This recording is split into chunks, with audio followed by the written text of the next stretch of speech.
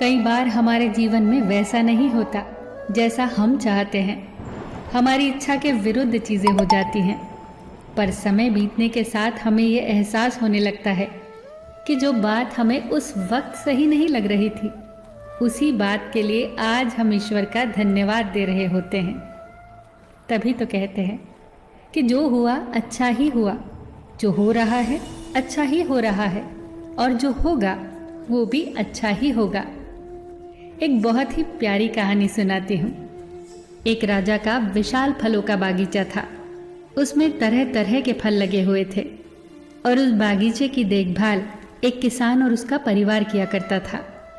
किसान उस बागीचे से तैयार और मीठे फल रोज शाम को राजा के लिए ले जाता। एक दिन किसान ने बागीचे में आकर देखा कि नारियल, अमरूद, सेब, अंगूर, बेर सब पके हुए थे। किसान सोचने लगा कि कौन से फल आज राजा के लिए लेकर जाऊं। न जाने उसके मन में क्या आया। उसने अंगूर की टोकरी भरी और राजा के लिए लेकर महल की ओर चल दिया। वो रास्ते भर सोचता जा रहा था। केवल अंगूर लिए, 2-4 सेब, नारियल, अमरूद ही डाल लेता। अलग अलग फल देखकर राजा कितना खुश हो जाता। सोचते सोचते वो महल के बाहर पहुंच गया। उसने अंगूर से भरा टोकरा राजा के सामने रख दिया और थोड़ी दूर जाकर बैठ गया। राजा किन्हीं दूसरे ख्यालों में खोया हुआ था। शायद किसी बात से परेशान या नाराज था। अपने ही ख्यालों में गुम राजा टोकरी से एक अंगूर निकालकर खाता और एक खींचकर किसान के माथे पर निशाना लगाकर मारता।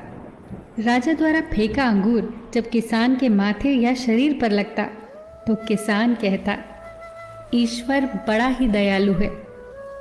राजा फिर एक अंगूर किसान की तरफ फेंककर जोर से मारता और जब वो किसान को पड़ता तो किसान फिर कहता, ईश्वर बड़ा ही दयालु है। थोड़ी देर बाद राजा को अपनी गलती का एहसास हुआ। वो सोचने लगा, मैं किसान के साथ कितना बुरा बर्ताव कर रहा हूँ और प्रत्युत्तर क्या आ रहा है। राजा ने किसान से पूछा, मैं बार बार अंगूर फेंककर तुम पर मार रहा हूँ और तुम्हें लग भी रहे हैं, फिर भी तुम कह रहे हो ईश्वर बड़ा ही दयालु है। किसान ने बड़े भोलेपन से उत्तर दिया, महाराज, बागान में नारियल, सेब, अमरूद, बेर ये सब तैयार थे, पर मैं अंगूर लाया। मैं वो सारे फल भी ला सकता था, पर ईश्वर की कृपा से ही मुझे ये भान हुआ कि मुझे अंगूर ही ले जाने चाहिए। मैं ईश्वर का धन्यवाद देता हूँ, क्योंकि अगर मैं दूसरे फल लाता और इसी तरह आप मुझे जोर से मारते तो मेरा क्या हाल होता। सच में महाराज, ईश्वर बड़ा ही दयालु है।